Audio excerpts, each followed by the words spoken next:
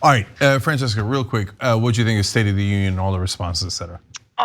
Okay, so 3 good things and 3 bad things about. I will pick out some good things of this speech because I think it meant more concrete. Okay, one of them is not concrete. One of them is I appreciated him saying, let's stop using COVID to divide us. Let's stop politicizing it. That's really important to continue to say. I thought that was good. 2 concrete things. Expanding what the VA covers when it comes to respiratory illnesses, different cancers, that is huge. I'm thinking of Isaiah James, who's running for Congress in New York. I'm thinking of his impassioned speeches advocating on this issue. So that is a good thing. I hope they do that. And I hope the VA does cover those illnesses and expands benefit. I mean, there's no reason, it is absurd and insane that the VA wouldn't cover all of the expenses related to things like that. And then the third thing would be the going after criminals who cashed in on the relief money. I'm thinking of Jared Kushner, like that's gonna happen. I'm also thinking of white nationalists and white supremacists and people who stormed the Capitol. Yeah, there were many of them who received PPP loans. Just the most absurd thing. So I hope they do that. I hope they do get money back, or I hope they, however that happens, or prosecute if they are indeed criminals, as he said.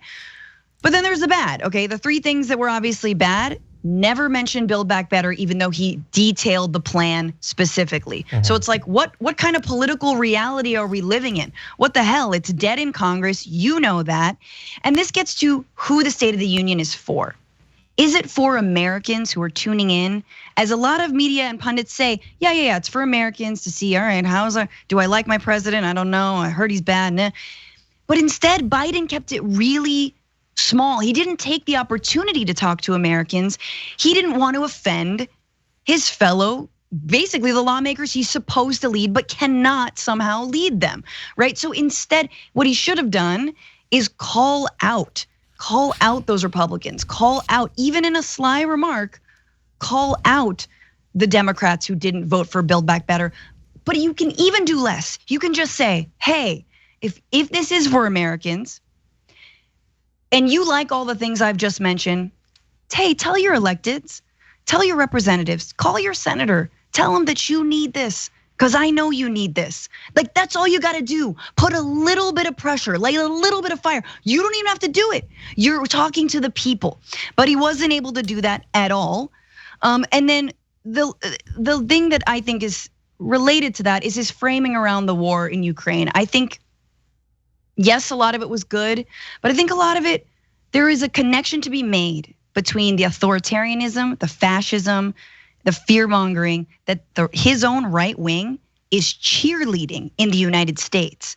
There's a connection to be made to that and the fascism in this country. And you gotta make that. This is how we sleepwalk into a Tucker Carlson presidency, and we sleepwalk into real fascism.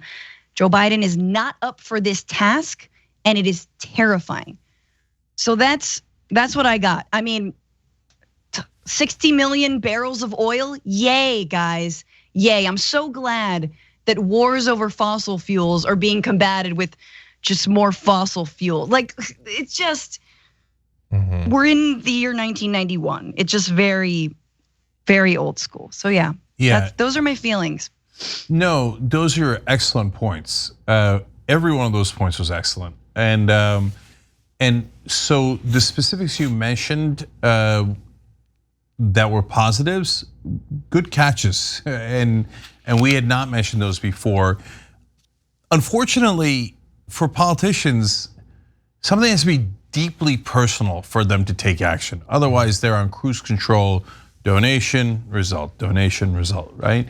And so why is he taking specific action that we really need on veterans that have cancer?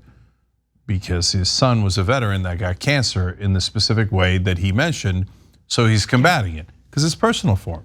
Yeah. Now, it's a good thing, and Francesca's right to give him credit for it, but that's why he's doing it. Like, if he had a son that was making $7.25 at minimum wage, he might fight for $15 minimum wage, other than fight against it.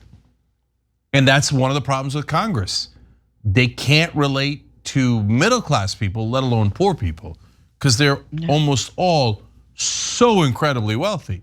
So they don't know our lives and they can't relate to us. And I thought it was a tale of two speeches because the first half, not half, but about a third, where he talked about foreign policy in Ukraine, he applauded the resolve of the Ukrainians in a way that was good and effective. And then the other 2/3, when he talked about domestic policy, he showed no resolve himself. Yeah. I mean, how is that for perfectly ironic? Yep. Absolutely. And then the other thing I was just gonna say is, it was also a really Eurocentric speech on war. I understand we're talking about Europe here, but it was very like, we're gonna defend our NATO territory and this should never.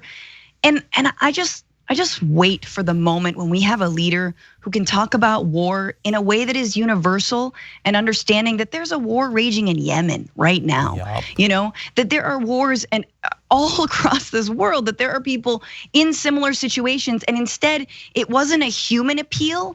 It was this is our territory, Western Europe. And he used the word West, which I think a lot of commentators have warned, yo, that's Putin's framing. He wants you to say West. And I know it can be shorthand, but it might be better to say something like democracies, whether or not we live up to the fact that we are a democracy, but you're right, talking about democracies versus autocracies, oligarchies, etc. So that was also just talk about the human toll, buddy. That's it. I don't need you to be tough on how we're gonna defend every inch of NATO's territory, because Putin is crazy right now. I mean, he might test you on that. Yeah, I still don't know what Pelosi was doing with the hands. Let's go back to the hands. Let's go back. No, because they showed it in the video and I'm like, what is this? I don't know what this is. This is not a thing. I've literally never seen this before. Okay, all right, sorry. Sometimes front row boy band concert. Yeah, maybe. Even then I haven't seen it. Yeah, Francesca makes a great point. The absence of any acknowledgement that other wars are ongoing is super depressing. Yeah, I'm gonna have a serious conversation, but it's someone needs to Photoshop a fire, just pew. Incoming in 3, 2, 1, boom, meme. Yeah, here's another thing I remembered. Normally we do clips from State of the Union and then we analyze the clips afterwards. Just as Francesca was talking, I realized, no, we forgot. But that's because looking back on it, there's not a single thing I would have clipped out. There's a little bit. I mean, we could. I would have clipped this out. Yeah. I'm being honest. That's it. That's one. 2, Boebert trying to interrupt when he's talking about dead soldiers. She tries to have her moment. There was a previous attempt by Marjorie Greene. It wasn't as good. Capitalism without competition is exploitation. Yeah, that was good. Yeah, we gave him credit on the play-by-play on that. That's right. Yeah, that was a good line. It's a good line for a capitalist to make. I don't think that line goes nearly far enough. I think that exploitation is the secret sauce of all capitalism, regardless. It won't get the clicks, you guys. It's not gonna get clicks. But there were a couple of good lines. But I don't know, someone's gonna put together an awesome mashup of the flubs and the misstatements. I mean, granted, he did say Iran. That said, I started off a clip on the damage report this day talking about the ongoing situation in Iraq when I meant Ukraine. So it happens, it happens. He did say Uranians, which I was like, that's a new one. Okay. Uranians of Uranus. But yeah, but also at least we didn't have to worry about him randomly threatening, nuclear war or something. There weren't as many. There wasn't the foreboding sense of horror of the State of the Unions that came before his presidency. That's something. And he's like, can I just say one? No, go ahead. Go ahead. I'm just gonna Mitch McConnell into oblivion. By the way, really fast, Mary Animal points out he has a speech impediment. We totally understand that. And I am not referencing him stuttering. I understand that he stutters, that is a thing. I think that criticizing that makes no sense. I'm talking about more fundamental issues with the delivery of the speech that undercut the little substance that was actually there. It's a good thing for you to acknowledge, and I appreciate it. Yeah, like for example, when he was like, we applaud the incredible strength, bravery, and resolve of the Kardashian people. And Nancy Pelosi was like, I like that show. One final thing, I just have to, one final bad bucket, and like, is just so, it's like one of the most painful things I think of this entire administration. The defund the police stuff, the like the cagey, the very, but yet very clear reference to defund the police, and basically throwing the entire 2020 uprising, massive, that did verifiably contribute to his win, his unprecedented win, the energy. No one had energy going into that election, except when it came to that uprising. That gave him energy, it truly did.